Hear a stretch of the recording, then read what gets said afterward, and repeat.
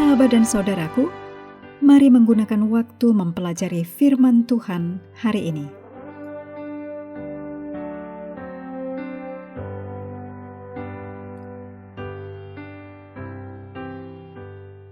Hari Minggu, tanggal 25 Januari.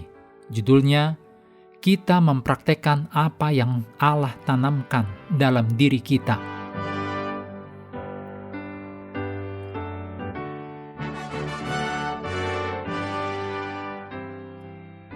Kita mulai dengan doa singkat Yang didasarkan dari Daniel 12 ayat 3. Yang telah menuntun banyak orang kepada kebenaran, bercahaya seperti bintang-bintang untuk selama-lamanya. Amin.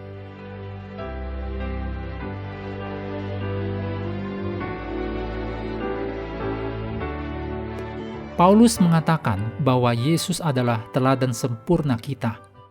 Yesus tidak memiliki kesombongan di dalam hatinya. Yesus menuruti rencana Allah untuk hidupnya. Kemudian, Paulus memuji jemaat Filipi karena telah menuruti Allah setelah menerima kabar baik tentang Yesus. Ditulis dalam Kisah 16 ayat 13 sampai 15, juga ayat 32 dan ayat 33. Paulus menyuruh jemaat Filipi untuk terus menuruti Allah. Sekarang Paulus membahas bagaimana kita mengikuti teladan Yesus. Paulus juga membahas bagaimana salib mengajarkan bahwa Yesus menyelamatkan kita.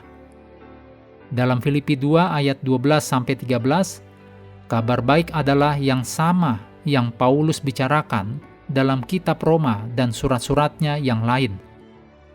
Ketika kita mempelajari suatu topik dalam Alkitab, kita harus mengikuti aturan penting. Kita harus mempelajari semua yang Alkitab katakan tentang topik tersebut. Topik kita minggu ini adalah bagaimana Allah menyelamatkan kita.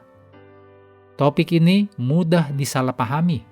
Jadi, ketika kita mempelajari topik yang sulit dipahami, kita harus ingat untuk mengikuti aturan penting yang membantu kita memahami topik dengan lebih baik. Tidak diragukan lagi, Tuhan menyelamatkan kita dengan kasih dan pengampunannya. Kita tidak dapat menyelamatkan diri kita sendiri. Perilaku baik kita sendiri tidak dapat menyelamatkan kita. Bahkan iman kita adalah anugerah. Kita mendapatkan anugerah ini ketika Roh Kudus bekerja di dalam hati kita. Roh Kudus membantu kita untuk percaya. Ketika Tuhan memberi kita hati yang baru, kita dapat mengubah perilaku kita. Kita dapat menuruti hukum Tuhan. Roh Kudus membantu kita untuk memilih melakukan hal yang benar. Roh Kudus juga membantu kita untuk mengatakan tidak kepada dosa. Ketika kita membiarkan Tuhan tinggal di dalam hati kita, Tuhan mengubah hidup kita. Kemudian, kita dapat menuruti Tuhan dengan takut dan hormat. Ditulis dalam Filipi 2 ayat 12. Kita harus ingat bahwa Tuhan bersama kita. Tuhan selalu mengawasi kita. Jadi, kita harus menghormati dan menuruti Tuhan. Ditulis dalam Mazmur 2 ayat 11.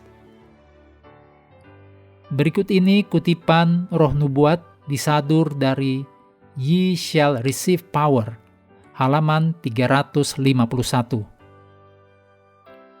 Bicarakan keteguhan hati kepada jemaat.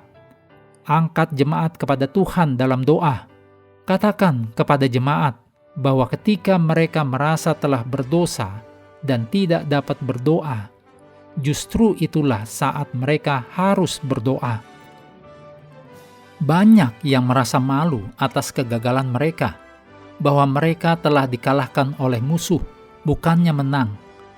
Keduniawian, keegoisan, dan hawa nafsu telah melemahkan mereka, dan mereka berpikir tidak ada gunanya mendekat kepada Tuhan. Tetapi pikiran ini adalah salah satu sugesti dari musuh. Mereka mungkin merasa malu dan sangat hina. Tetapi mereka harus berdoa dan percaya. Saat jemaat mengakui dosa-dosa mereka, Allah yang setia dan adil akan mengampuni dosa-dosa mereka dan membersihkan mereka dari segala kejahatan. Ditulis dalam 1 Yohanes 1 ayat 9. Meskipun dalam doa pikiran itu bisa kemana-mana, jangan berkecil hati.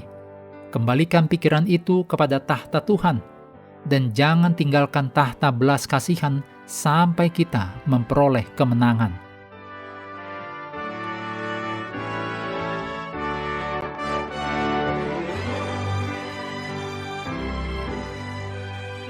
Menutup pelajaran hari ini, segala pujian kita naikkan hanya kepada Tuhan yang telah memberikan Roh Kudus untuk menyertai dan mengajari kita firman kebenaran.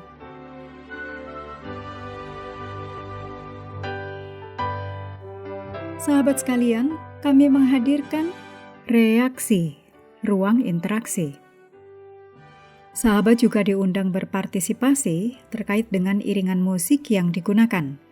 Silahkan beri jawaban untuk judul atau bagian lirik dari iringan musik setiap pelajaran. Bagi yang memberikan 4 jawaban benar akan menerima hadiah kecil. Terima kasih telah belajar bersama. Tuhan memberkati kita semua.